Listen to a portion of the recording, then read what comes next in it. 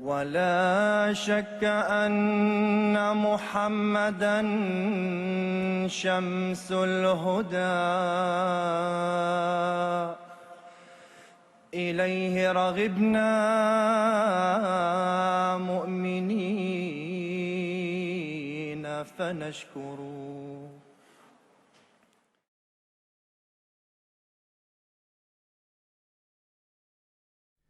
Chers téléspectateurs du monde francophone, Assalamu alaikum wa rahmatullahi wa barakatuhu. Vous regardez MTA International et vous nous rejoignez pour notre programme hebdomadaire Horizon d'Islam.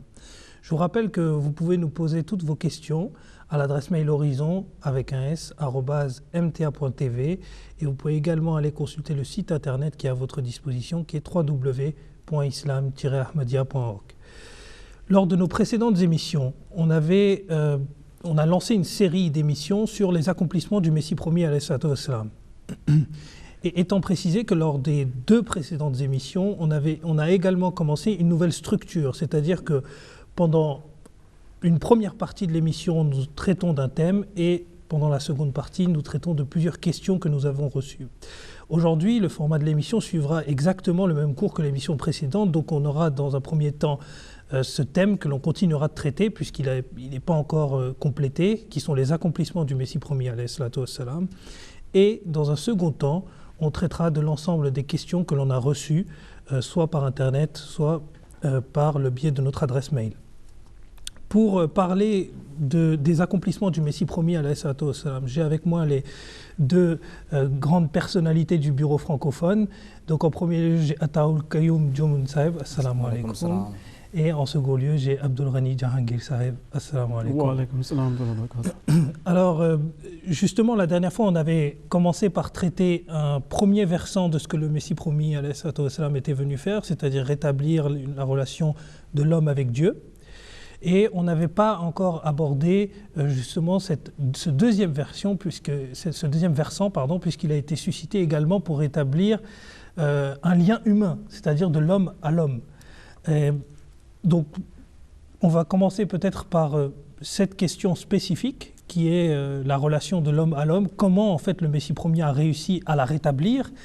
Et s'il fallait la rétablir, quelle était d'abord initialement cette situation et comment en fait, je vous laisse la discussion. Le Messie promis alayhi salam, qui était aussi l'imam Mahdi, que la paix soit sur lui, a mis en exergue les enseignements de l'islam à nouveau.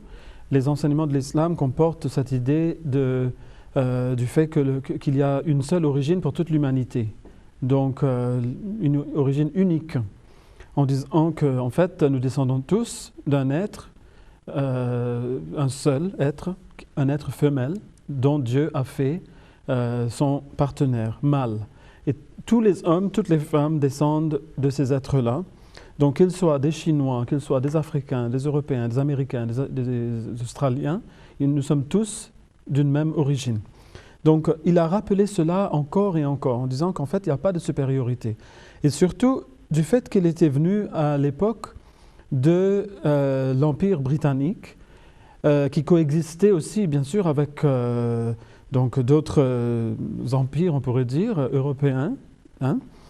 Et donc il y avait les Français, il y avait les Néerlandais, les Portugais et puis les Espagnols qui avaient conquis le monde entier. Et donc il y avait beaucoup de peuples dans le monde qui trouvaient que les Européens étaient sûrement supérieurs à eux. Et d'ailleurs les Européens eux-mêmes le pensaient.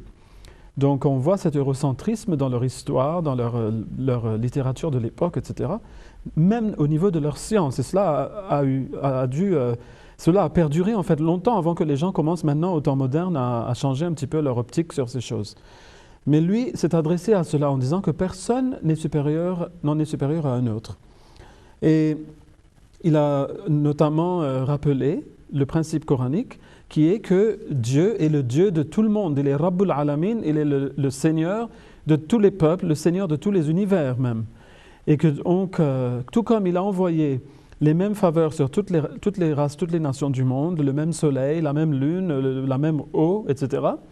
Eh bien, il a aussi envoyé des messagers. Comme le Coran le dit, il n'y a pas une seule ville dans le monde, excepté qu'il y a eu un avertisseur qui lui a été envoyé pour l'avertir justement des conséquences néfastes du rejet de Dieu. Donc, il a dit que tous les peuples ont reçu ces messagers. Et donc, vous êtes tous égaux devant Dieu. Et il dit maintenant est arrivé le moment où Dieu veut que ce message, qui est le message final du prophète Mohammed, que la paix et les bénédictions de Dieu soient sur lui, puisse vraiment se montrer dans son universalité totale et puisse se réunir tous les peuples de toutes les couleurs, de toutes les parties du monde, sous la bannière donc, de l'islam, qui est ce dernier message. Donc ça c'est vraiment pour mettre le cadre de ses activités, si vous voulez, visant à unir et unifier les êtres humains. Mais ensuite, il a aussi dit, comme par exemple, on l'a déjà dit peut-être dans des émissions précédentes, pour ses propres suivants. Donc la société qu'il voulait voir, c'est une société d'entraide, c'est une société où il y a la miséricorde, où l'un regarde l'autre comme si il s'agit de sa propre personne. Comme le prophète sallallahu alayhi wa sallam avait dit, que le croyant veut pour son frère ce qu'il veut pour lui-même. Donc il faut que ce soit cela. C'est cela qu'il avait poussé à dire que si quelqu'un voit la maison d'un hindou en feu et n'essaie pas de l'aider à l'éteindre, il n'est pas de ma communauté. Et que si quelqu'un voit qu'on porte atteinte à la vie d'un chrétien et n'essaie pas de lui sauver la vie, eh bien il n'est pas de moi. Et donc là, on voit en fait que le Messie promet est en train de dire que tous les hommes doivent être traités de la même façon. Il faut qu'il y ait justice absolue. Et d'ailleurs, son dernier ouvrage, Le message de réconciliation, c'est vraiment un blueprint pour les relations entre les différents peuples et les différentes religions dans le monde.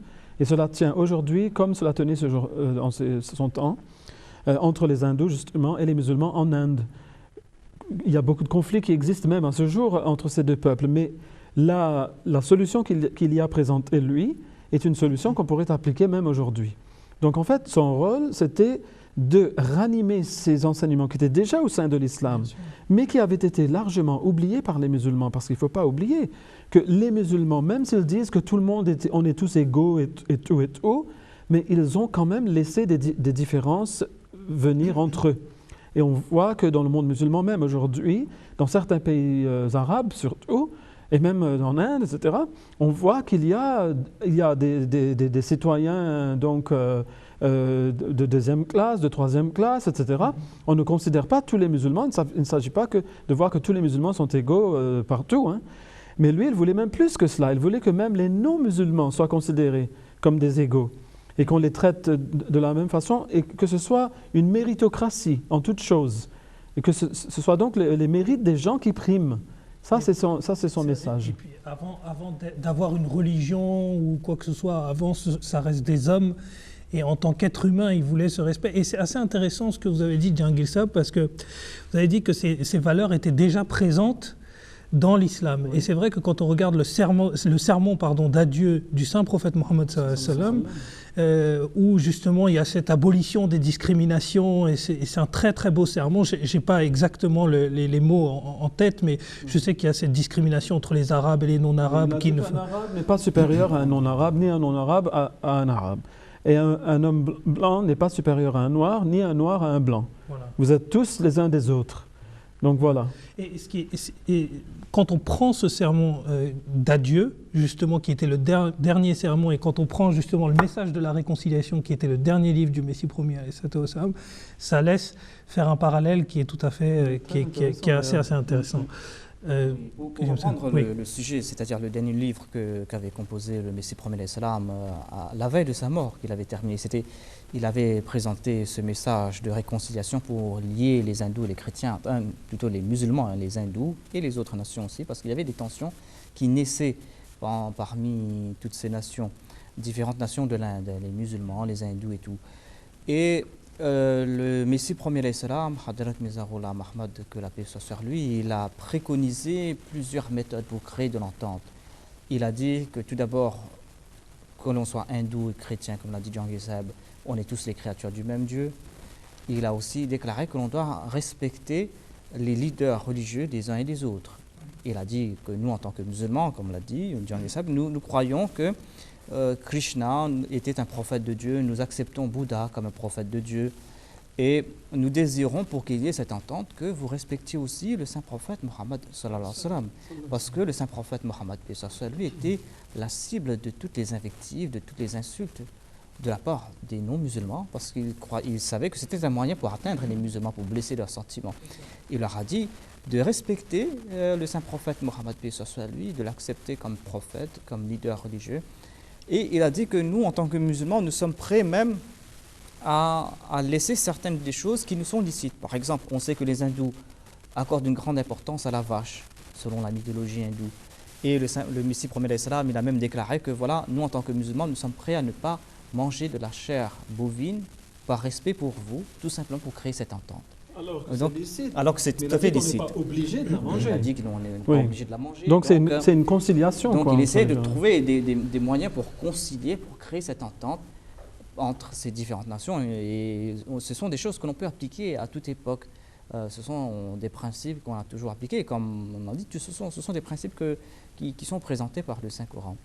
Et il a même dit, c'est vrai que dans ses ouvrages, il a parlé à propos de l'hindouisme, du christianisme, et le Messie promet l'Islam, il a déclaré que j'annonce haut et fort à tout musulman, chrétien, hindou, arya, que je nourris aucune inimitié à l'égard de quiconque en ce monde.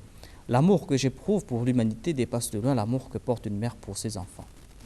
Voilà, c'est très fort. Voilà. Très fort. Donc, il a dit que ce sont les croyances, les fausses croyances qui tuent la vérité.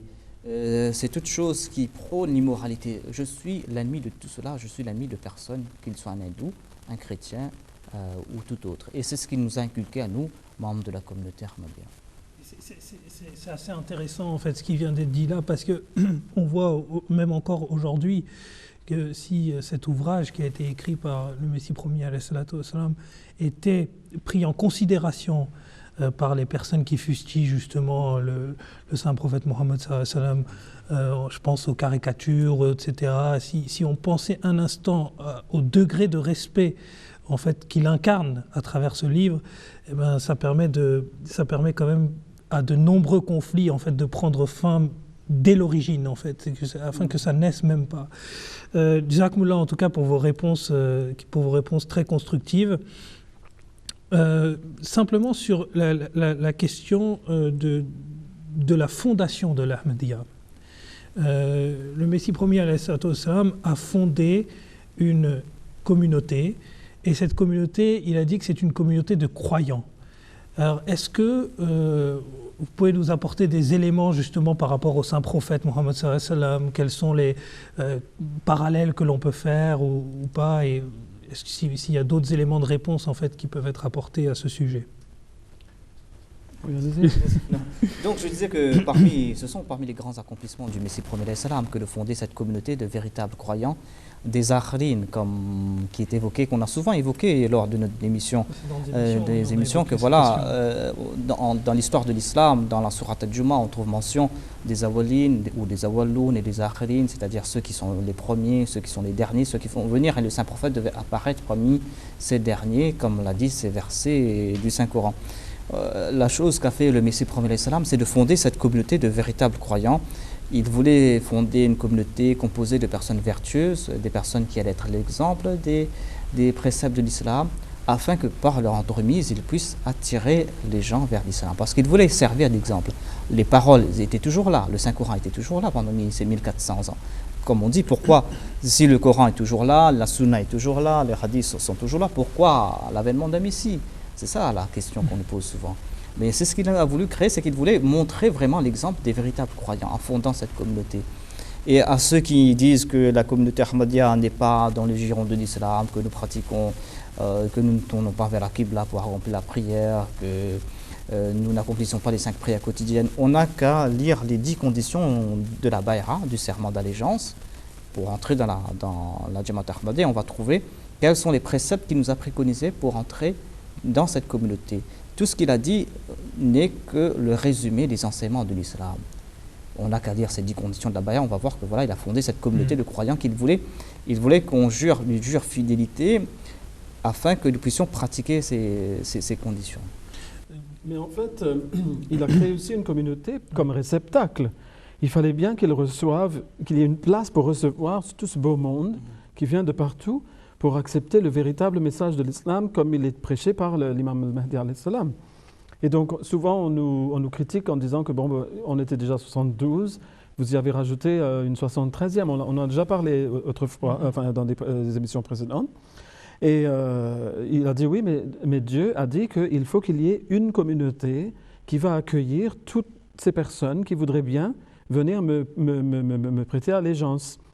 Donc, on voit, voilà, en fait, c'est ça le phénomène. Et d'ailleurs, je vais vous renvoyer au hadith que j'avais cité dans une émission précédente, où le prophète Mohammed sallallahu alayhi wa sallam avait dit que lorsque vous verrez qu'il y a des gens de notre peuple qui parlent la même langue que nous, c'est-à-dire l'arabe, qui sont en train d'inviter les gens au feu, c'est-à-dire ils leur donnent cet enseignement qui les amène à la guerre et à la violence dans ce monde, ce qu'on voit partout dans le monde musulman aujourd'hui, abandonne toutes ces sectes et va te joindre, va te lier à l'imam et à la jama'at. Voilà, la jama'at et à son imam. Voilà. Et donc, c'est ça la chose. Maintenant, la jama'at, elle est là.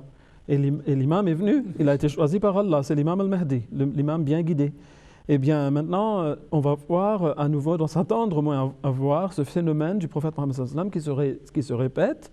Ça sera comme si lui-même était revenu, mais ce n'est pas, bien sûr, ce n'est pas lui, ce n'est pas une réincarnation, mais c'est comme si le prophétat et le califat reviennent et on voit une communauté de croyants, comme on l'a vu au début de l'islam. Et maintenant, on s'attendra aussi à voir toutes sortes de prouesses et de prodiges en train de se manifester aux mains de ces gens, comme à l'époque du prophète Mohammed sallallahu alayhi wa sallam.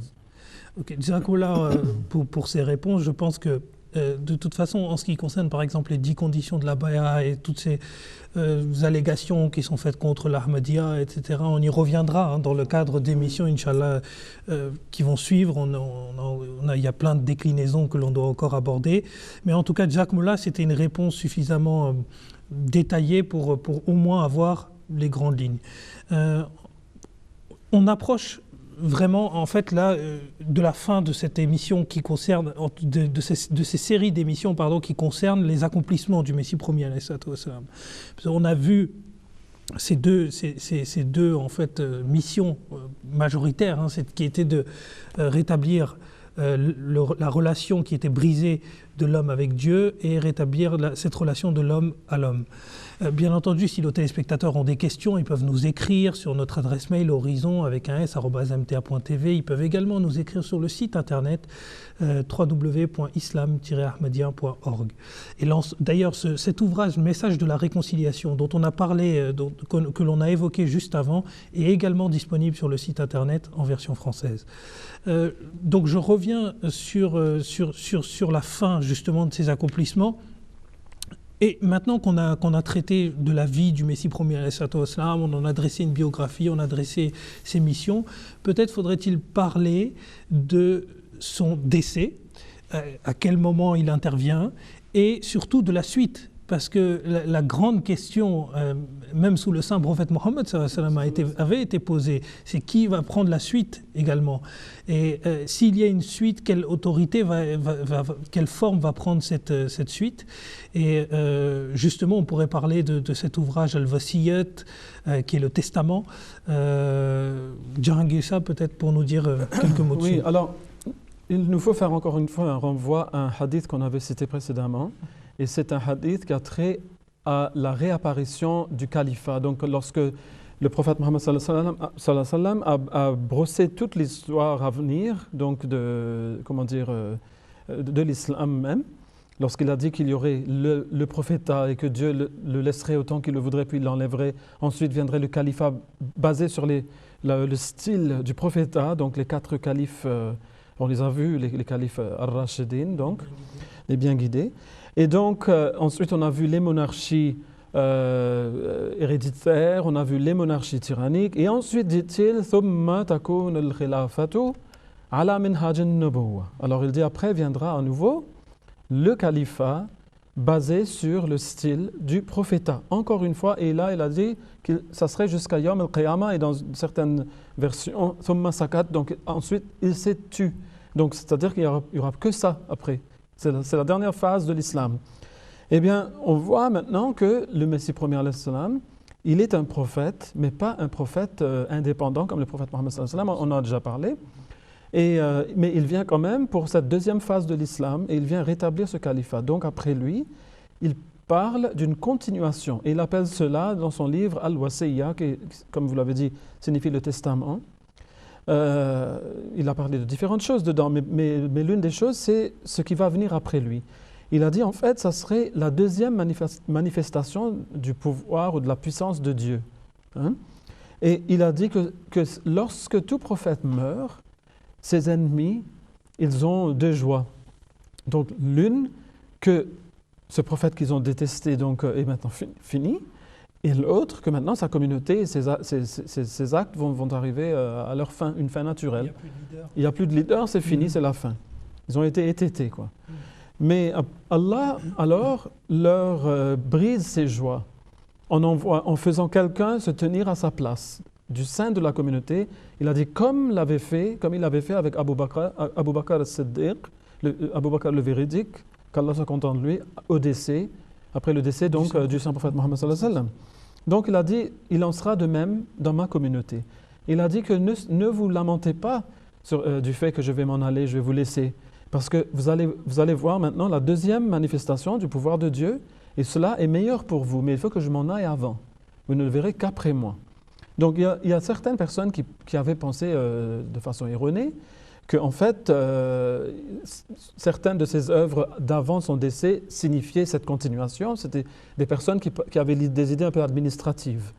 Mais lui parlait du même système spirituel qui existait à l'époque du prophète sallallahu alayhi wa sallam. Et d'ailleurs, il a dit que ça ne pouvait venir qu'après lui. Donc on voit que les califes Vous savez, les califes, en fait, ce sont des reflets du prophète qu'on ne peut voir que lorsque le prophète n'est plus. On ne voit pas les étoiles en présence du soleil. Mais lorsque le soleil s'en va, on les voit briller. Donc les califes, c'est un peu comme ça. Sauf que ce sont des reflets parfaits du soleil même. Donc on voit maintenant, ce système a été rétabli. Aujourd'hui, nous en sommes arrivés au 5e. Donc nous avons vu 5 califats.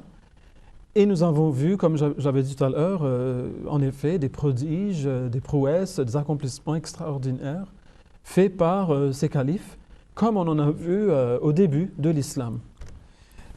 Pour rajouter, comme ce qu'a dit Liang Gesab, c'est qu'il a fait des promesses très claires et nettes sur l'établissement du califat Hadrat Mizarullah Muhammad en disant que voilà, en citant l'exemple de Hadrat Abu Bakr, en citant ce qui s'était passé tout juste après le décès du saint prophète Mohammed paix soit lui, lorsque des bédouins se sont rebellés en créant tout ce tumulte, et que grâce à l'élection du calife Abu Bakr as-Siddiq radhiyallahu anhu, Dieu a accompli cette promesse faite de la sourate An-Nur, où il va transformer cet état de crainte qu'ont les croyants en état de paix et de sécurité à travers l'établissement du califat. Et il a dit, le Messie premier l'Islam, que Dieu ne peut pas abandonner cette sunna qu'il a d'établir après un prophète ce système du califat. Il a dit, tout comme ce sunna a existé auparavant, cette pratique de Dieu a existé, qu'il y aura un calife qui va succéder un prophète. Et la tâche de ce califat au sein de la Jamaat Ahmadiyya, comme l'a souligné Liang Gesab, c'est une tâche très importante qui a été évoquée par le saint prophète Mohammed paix soit lui. C'est quelque chose qui va continuer, le rétablissement de la khilafa ala minhaj an-nubuwah que tous les musulmans attendent. Ils attendent jusqu'à présent l'établissement de ce califat qui est basé sur les préceptes du prophète. Donc c'est quelque chose qu'il a évoqué, qu'il a dit qu'il va perdurer jusqu'à la fin des temps. Et par la grâce de Dieu, malgré toutes les tempêtes qu'a dû faire face la communauté ahmadiyya, nous voyons que le califat a perduré. Il y avait eu des dissensions, il y a eu des complots internes et externes contre le califat pour mettre fin à la Jamaat Ahmadiyya, parce que c'est la force de la Jamaat Ahmadiyya, mais cela a perduré comme Dieu l'a promis. Jazakumullah, je trouve que c'est vrai que les deux analyses sont assez intéressantes quand on les met en perspective. D'une part, on voit que effectivement le Messie premier Hazrat Mizarullah Muhammad parle dans son ouvrage Le Testament de deux manifestations divines, et donc la seconde manifestation divine étant comprise comme étant le califat. Et en même temps, vous dites que justement Dieu ne peut pas modifier ses pratiques, ce qu'il a pratiqué avant doit nécessairement se pratiquer aujourd'hui. Et c'est exactement, et Dieu le répète à plusieurs reprises dans le Saint-Coran également, que tu ne verras pas de modification en fait dans la pratique de Dieu. En tout cas, jazakallah pour ces réponses. Maintenant, je pense que c'est une très bonne transition vers le califat. Parce qu'il est vrai que les personnes qui ne connaissent pas très bien la communauté Ahmadiyya, ou les personnes qui ne sont pas familières avec cette communauté, ils se disent d'où vient ce califat ? Qu'est-ce qui se passe ? Pourquoi il y a une jamaat qui a d'un coup ? Pourquoi il y a une communauté qui arrive d'un coup avec un califat ? Et est-ce que ce califat est légitime ? Vous savez, il y a toujours ces questions de légitimité aux yeux des autres, etc. Bon, ça, je pense que cette question, elle fera l'objet d'une émission, elle pourra être traitée et puis on l'a plus ou moins traitée également dans nos précédentes émissions, mais la communauté Ahmadiyya a, après le décès de son fondateur, Hazrat Mirza Ghulam Ahmad, institué un califat conformément à son ouvrage Le Testament. Maintenant, ces califes, peut-être avoir une petite vision biographique, nous permettrait justement de suivre le fil de ce califat, comment il a évolué. Justement, Qayyum Sahb parlait des dissensions internes, externes, sans rentrer dans le détail, peut-être nous donner quelques petits éléments qui nous permettent de comprendre et qui nous permettent également de comprendre ce que Jahangir Sahb a évoqué, c'est-à-dire des signes de manifestation divine avec le califat. Donc on va peut-être se lancer sur le premier calife. Je vous donne la parole librement, peu importe, peut-être Jahangir Sahb. Je veux dire tout d'abord qui il était. Oui. Donc c'était le Maulvi Hakim Nuruddin, qui était un descendant direct du deuxième calife Omar al-Farouq radhiyallahu anhu. Et il était aussi l'une des personnes qui ont rapporté 40 hadiths authentiques du prophète Mohammed sallallahu alayhi wa sallam. Donc il était l'un des liens qui vient jusqu'à nous, comme quelqu'un qui rapporte ces hadiths, vous voyez. Il était aussi médecin, il a été médecin donc, de grande renommée. Il était le médecin du Maharaja du Cachemire, je pense. Oui, c'est ça, du Cachemire, oui. Et il a fait des études auprès des grands ulama de l'époque, dans les villes saintes, donc à la Mecque et à Médine, et aussi en d'autres endroits dans le monde musulman. C'était quelqu'un vraiment qui était reconnu comme une autorité dans l'islam de son propre droit. Donc avant même de devenir un suivant du Messie promis. Il a connu le Messie promis. C'est une longue histoire. On va bien sûr faire sa biographie dans une émission qui sera consacrée à lui.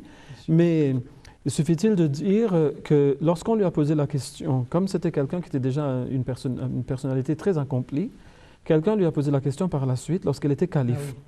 On lui a dit, mais vous, qu'est-ce que vous avez reçu de cette... Oui, vous avez gagné quoi donc, de cet imam Mahdi que vous dites parce que ce n'est pas tout le monde qui l'a reconnu en tant qu'imam Mahdi. Il a dit, eh bien, avant de connaître Hazrat Mirza Ghulam Ahmad de Qadian, que la paix soit sur lui, le prophète Mohammed sallallahu alayhi wa sallam me visitait dans mes rêves. Et depuis que je l'ai connu, il me visite lorsque je suis à un état éveillé. Donc, dans un état d'éveil, il me visite maintenant. Donc, quand je suis en train de... je peux lui parler comme je vous parle à vous. Et donc, ça, c'est le bénéfice qu'il a reçu. Donc, c'est dire que ses facultés spirituelles ont été aiguisées de beaucoup en venant en contact avec le Messie promis. Et il était une personne, on peut dire même la plus dévouée de parmi les fidèles du Messie promis. Et d'ailleurs, le Messie promis a écrit à propos de lui que combien heureux serions-nous, ou combien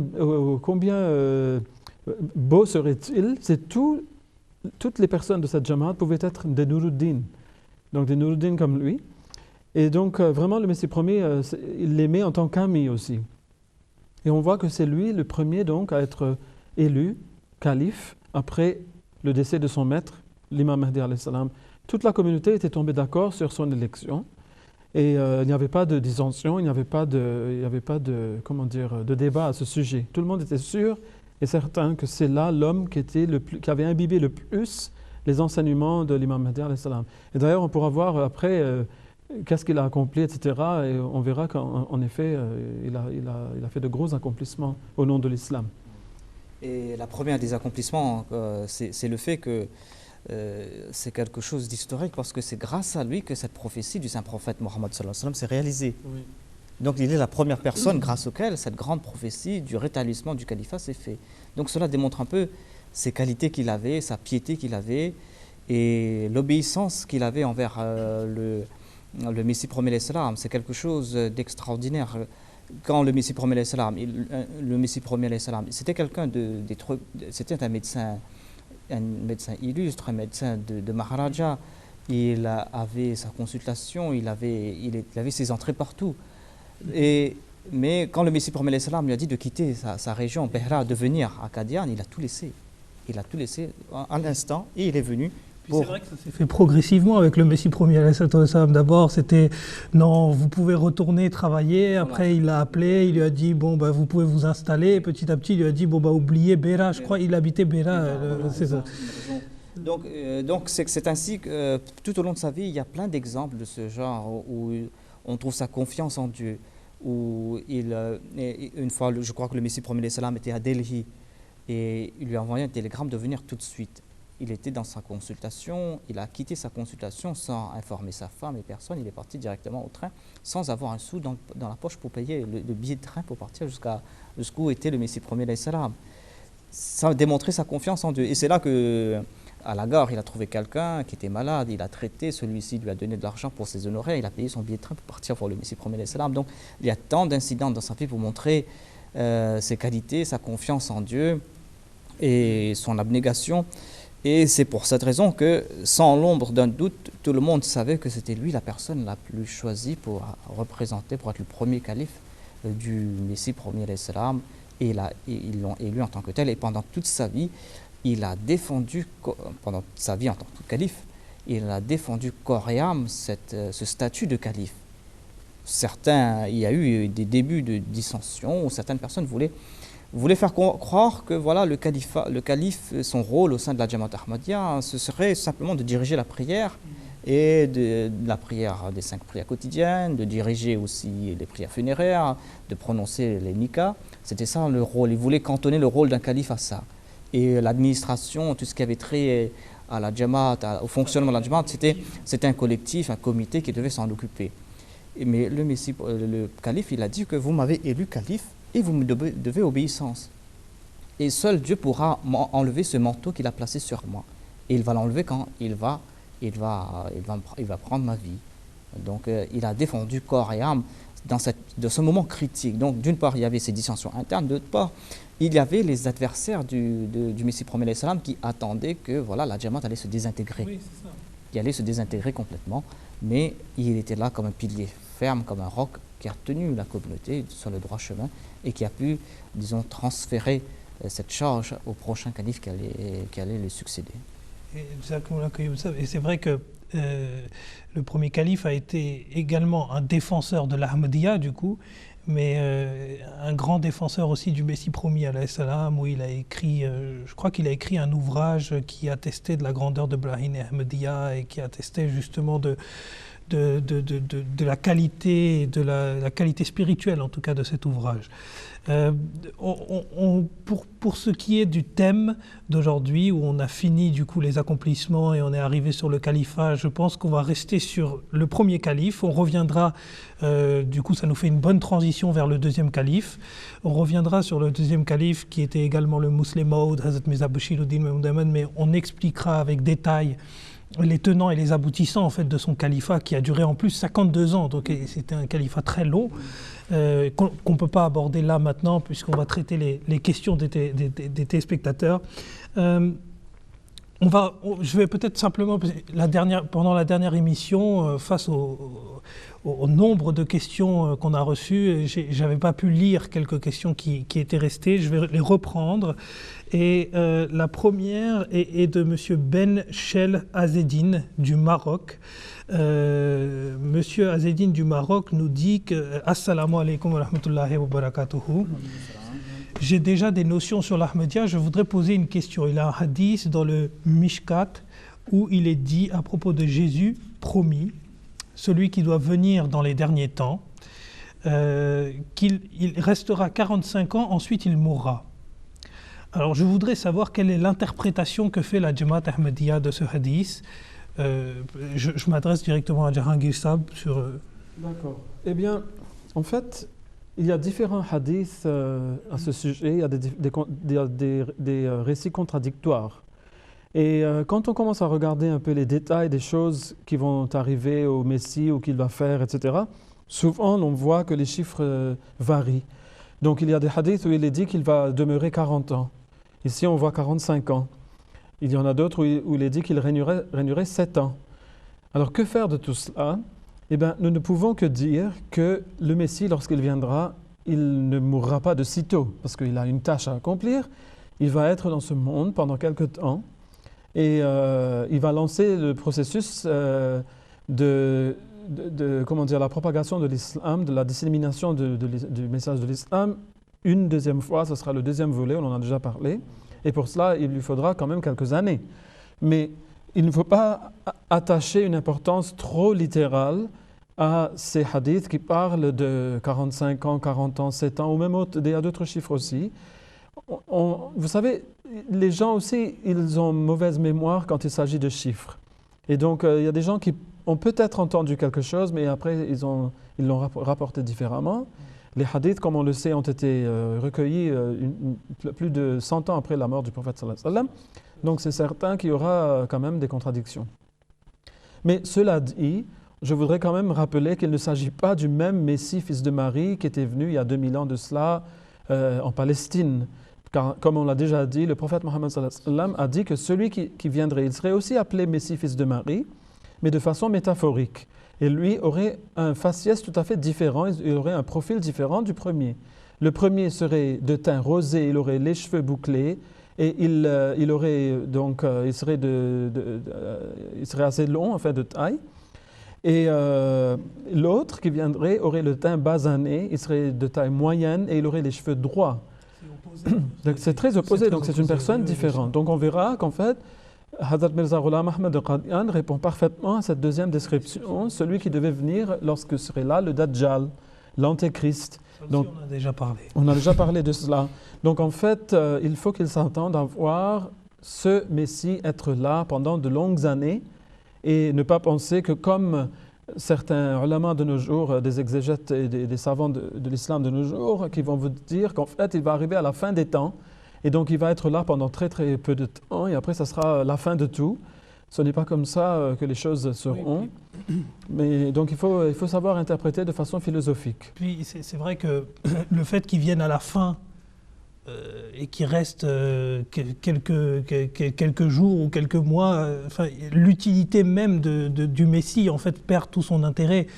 Le Messie vient généralement pour guérir, pour apporter une réforme spirituelle, une réforme quelconque, la guérison. Le monde va être détruit juste après sa disparition. Ça n'aurait pas vraiment servi à grand-chose. Jazakallah Jarguessab, je pense que Monsieur Azedine du Maroc a reçu sa réponse. En tout cas, si il estime que s'il a d'autres questions qui naissent par rapport à ce thème, eh bien, qu'il n'hésite pas à nous écrire à l'adresse qui est indiquée sous l'écran.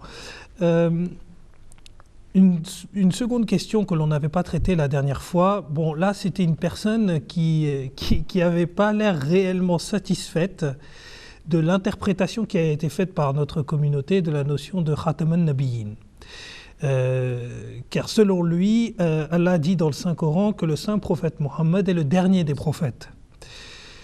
Donc sa question c'est: pourriez-vous en quelques mots nous résumer la doctrine du Khatm an-Nubuwwat, donc la finalité de la Naboua, prophétat du saint prophète Mohammed sallallahu alayhi wa sallam, et sachant que je me permets de dire à ces téléspectateurs qui est Abou Mohammed de France que nous consacrerons plusieurs émissions à ce thème en particulier parce que c'est quand même une question qui est centrale, qui est fréquemment posée, mais que l'on ne peut pas traiter en 5-6 minutes, vous voyez, dans l'espace d'une question. Mais en tout cas, voilà.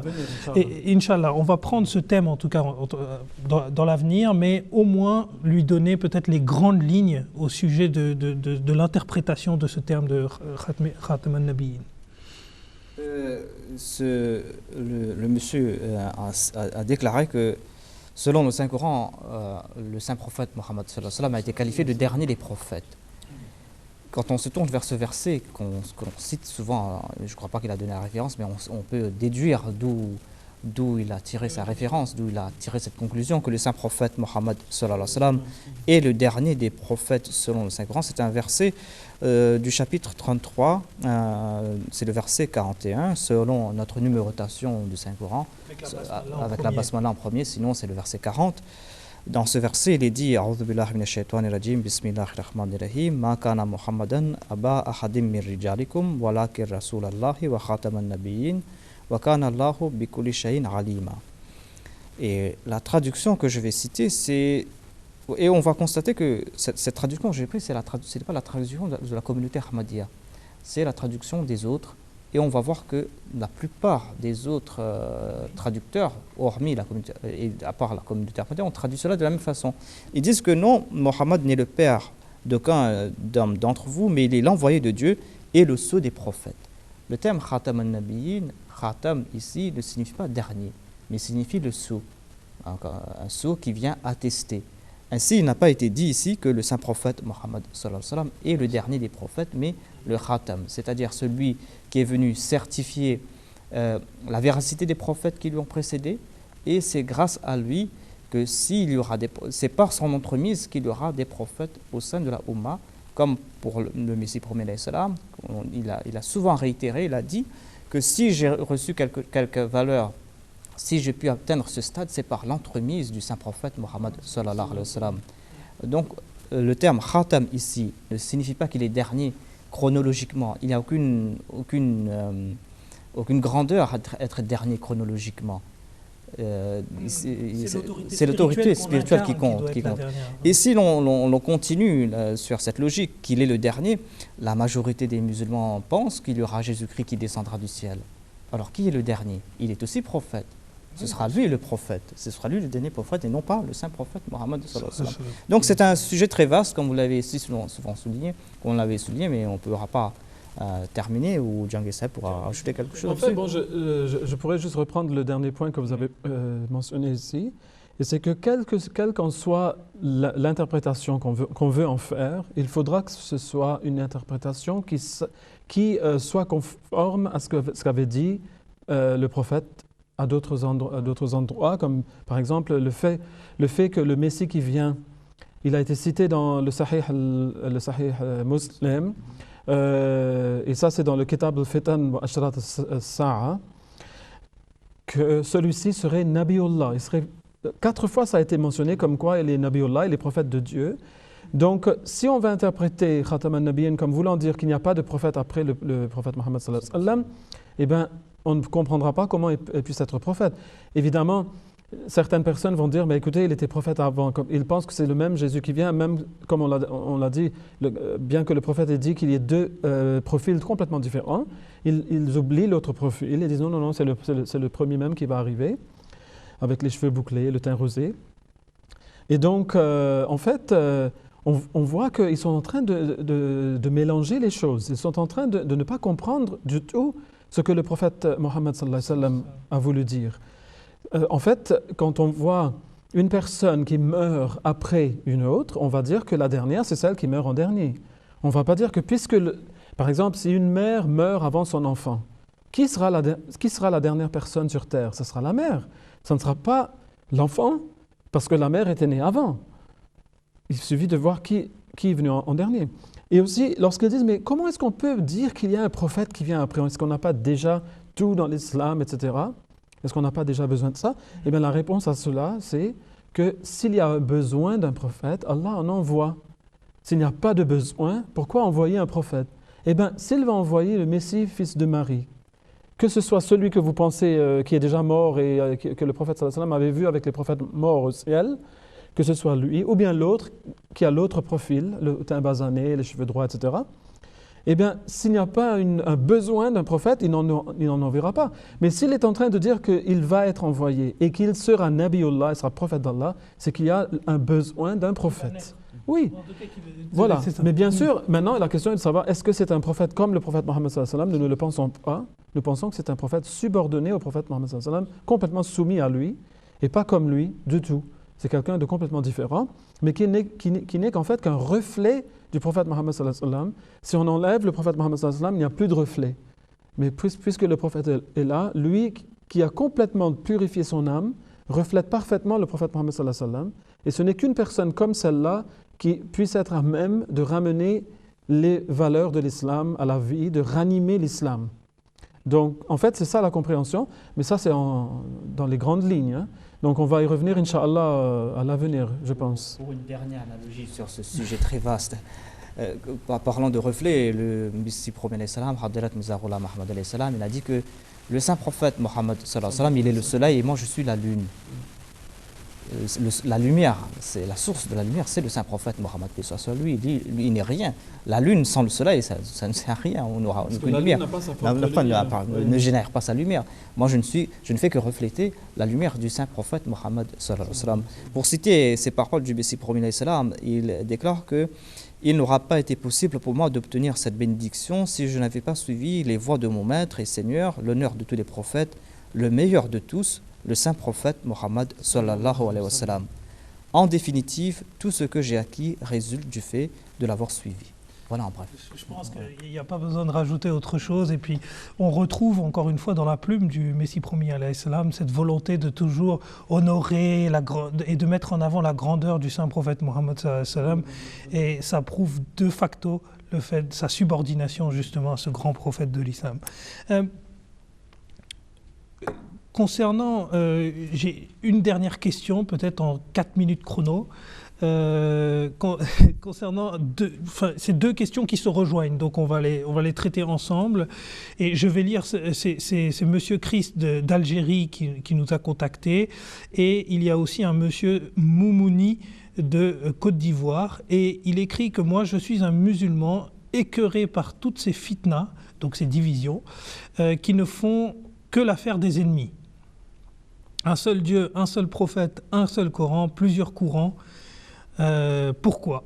Voilà, c'est une personne qui a l'air excédée par tant de divisions et qui demande en fait les raisons qui font qu'aujourd'hui l'islam est dans cette situation. Bon, je crois qu'on a déjà dit, on va juste résumer ce qu'on a dit auparavant. S'il y a toutes ces différentes divisions au sein de l'islam, c'est parce qu'ils n'ont pas un seul imam pour les guider. Chacun fait ce qu'il veut. Et donc, pour éviter toutes ces divisions, il faut venir se réunir sous la bannière de l'imam al-Mahdi qui est le Hakam Adal. Donc, c'est lui qui est l'arbitre qui viendra diriger les choses avec toute justice. C'est lui qui va décider du bien et du mauvais chez les musulmans. Et lui, il jouit de l'autorité divine. C'est Dieu qui se tient derrière lui. Ce n'est pas un imam d'une mosquée qui est en train de parler là. C'est quelqu'un qui vient de Dieu. Donc il est en train de nous dire là où nous avons erré en tant que chiites, en tant que sunnites, en tant que soufis ou autres. Et donc la question se résume à cela. Si vous acceptez l'imam al-Mahdi alayhi salam, d'office, vous perdez toutes vos différences. Nous, les musulmans de la Jamaat de l'imam al-Mahdi alayhi salam, que nous soyons venus de parmi les chiites ou de parmi les sunnites ou des autres, nous avons perdu toutes nos différences et nous sommes maintenant sur une seule aqidah. Nous sommes sur une seule façon de voir les choses, une seule croyance, et nous suivons un seul imam, nous sommes tous unis. Donc ça, c'est la vraie baraka ou la vraie bénédiction de la Jama'a. Et c'est pour ça que le prophète sallallahu alayhi wa sallam avait dit à cette personne qui avait posé la question, abandonne toutes ces sectes, la fitna, etc. Il faut l'abandonner. Et accroche-toi, lie-toi à l'imam et à la Jama'a de cet imam, ou à la Jama'a et à son imam. Donc voilà la réponse à cette question. Il n'y a pas 33 façons d'y trouver une solution. Il n'y a qu'une solution, c'est accepter l'imam al-Mahdi alayhi salam. Donc je lance un appel aux musulmans qui nous regardent aujourd'hui de faire la bay'a, donc de faire le serment d'allégeance aux mains de l'imam al-Mahdi, et vous allez trouver la paix de l'unité et de l'union au sein de l'islam, Inch'Allah. Jazakumullah Djangissa pour cette réponse et cette invitation à la bay'a. C'est vrai que c'est très important de le dire, et c'est très important encore une fois de souligner que le saint prophète Mohammed sallallahu alayhi wa sallam avait dit que quand le Messie viendrait, il faut aller le chercher et il faut prêter le serment d'allégeance. En tout cas, jazakumullah à tous les deux pour vos réponses très constructives. Sur ces dernières paroles, ça clôture notre thème et notre émission d'aujourd'hui. Pour la prochaine émission, nous continuerons sur donc, le califat. On a fini le premier califat, on reprendra au deuxième calife. D'ici à la prochaine fois, assalamu alaikum wa rahmatullahi wa barakatuhu. ولا شك أن محمدا شمس الهدى إليه رغبنا مؤمنين فنشكر له درجات فوق كل مدارج له لمعات لا يليها تصور